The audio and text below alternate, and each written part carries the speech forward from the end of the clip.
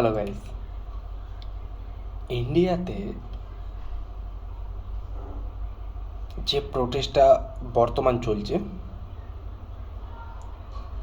ধর্মেন্দ্র প্রধানকে রিজাইন দিতে হবে।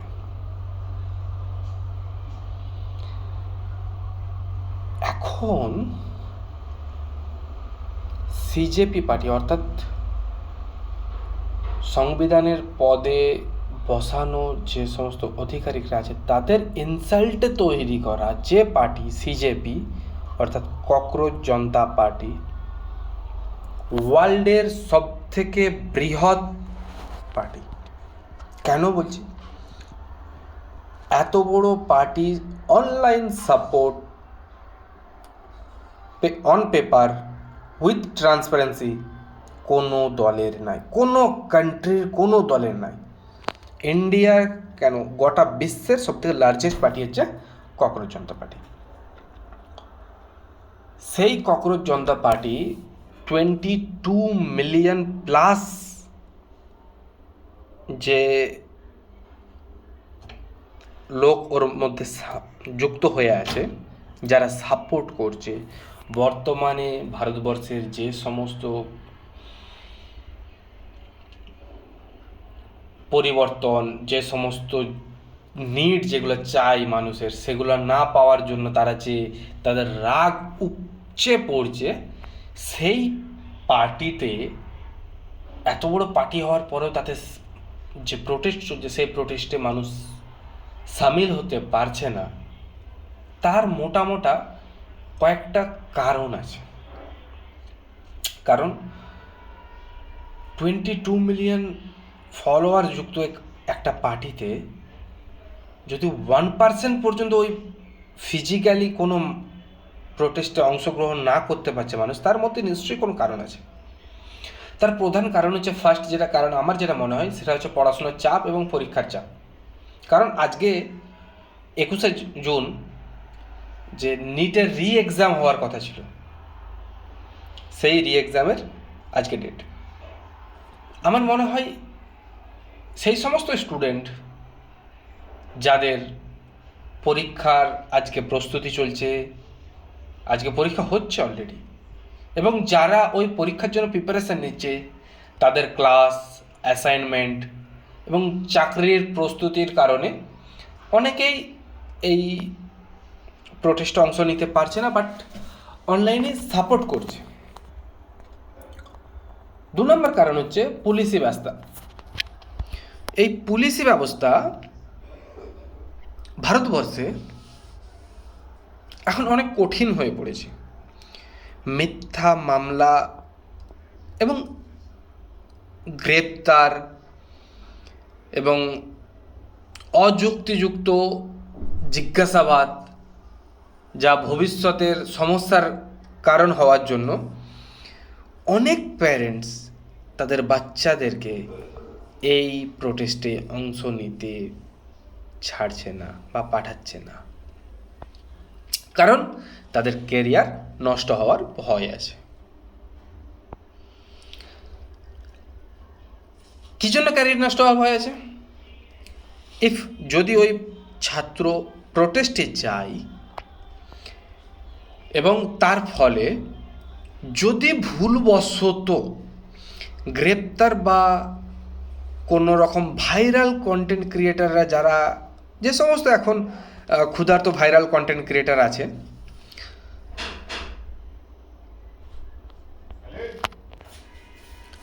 তো তাদের ভবিষ্যতে যদি কোনো রকম কেস হয়, অর্থাৎ কোনো গ্রেপ্তার হলো, তার উপর পুলিশের কোনো কেস হয়,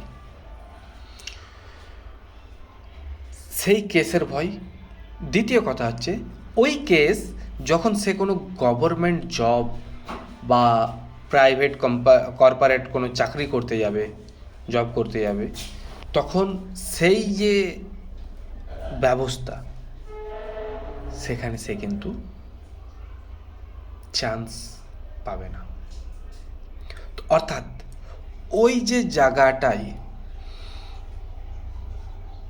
যে পুলিশের গ্রেপ্তার হওয়ার পরে কেস হবে, কেস হলে সে তার ফ্যামিলিকে দেখতে পারবে না, তার ফ্যামিলিকে চালানোর মতো, সারভাইভ করার মতো আর কেউ থাকবে না। ওই ভয়টার জন্য বহু পরিবার তার বাচ্চাদেরকে এই প্রোটেস্টে সামিল হতে দেয়নি।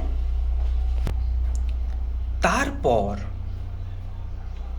আরেকটা কারণ হচ্ছে, যদি ওই ভিড়ের মধ্যে কোনো দাঙ্গা হয়, স্বাভাবিক জিনিস, সত্তাধারী পার্টি দাঙ্গা করানোর প্রত্যেকটা সাম দাম দণ্ড ভেদ हर एक नाकाम कोशिश করবে। অর্থাৎ যদি ওখানে কোনো সংঘর্ষ হয়, তারপর পুলিশ লাঠিচার্জ করে,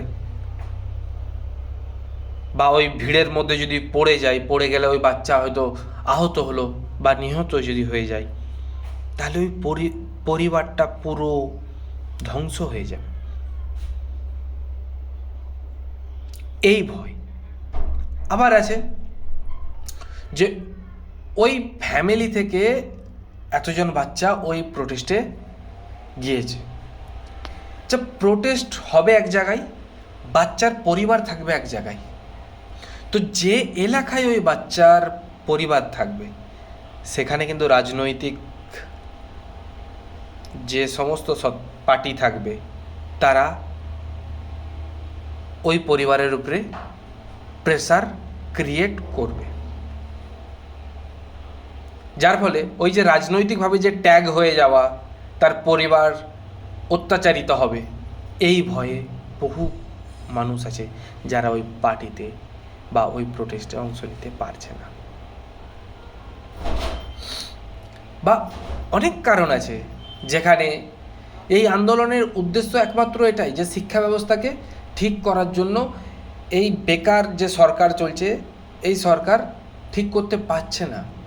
অর্থাৎ যে ধর্মেন্দ্র প্রধান আছে, আমাদের এডুকেশন মিনিস্টার, সরি আমার বলা ভুল, হাইকোর্টের যে জজ আছে ধর্মেন্দ্র প্রধান, তো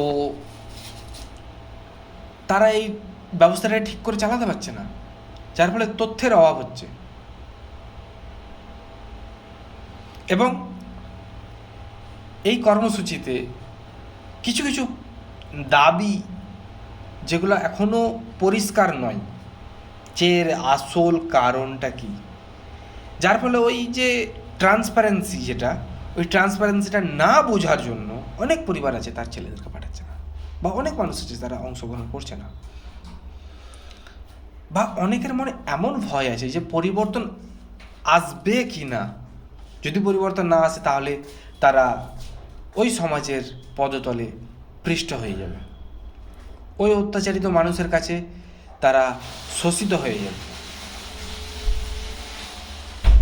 তাহলে বাস্তবে তাদের যে এই যে চেষ্টার ফলে তারা বহু পরিবার ধ্বংস হয়ে যেতে পারে।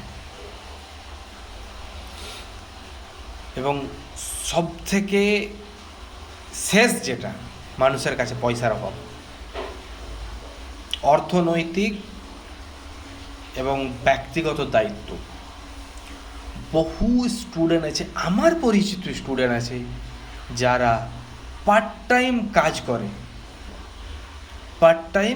কাজ করে, পরিবারের দায়িত্ব পালন করে, এবং তার পাশাপাশি তাদের এডুকেশনের উপরেও খরচা করে। আগার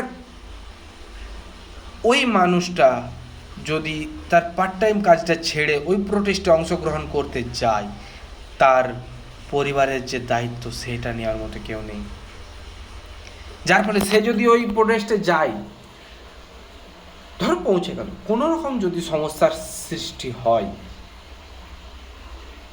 এক তো তার পরিবার ভেসে যাবে, 2 নম্বর তার ক্যারিয়ার নষ্ট হয়ে যাবে, 3 নম্বর সমাজ তাকে সামাজিক যে চাপ দিবে, তার মনে যে প্রশ্ন উঠবে সমাজ কি বলবে, এই চিন্তায় অনেকেই ভিজে যাচ্ছে।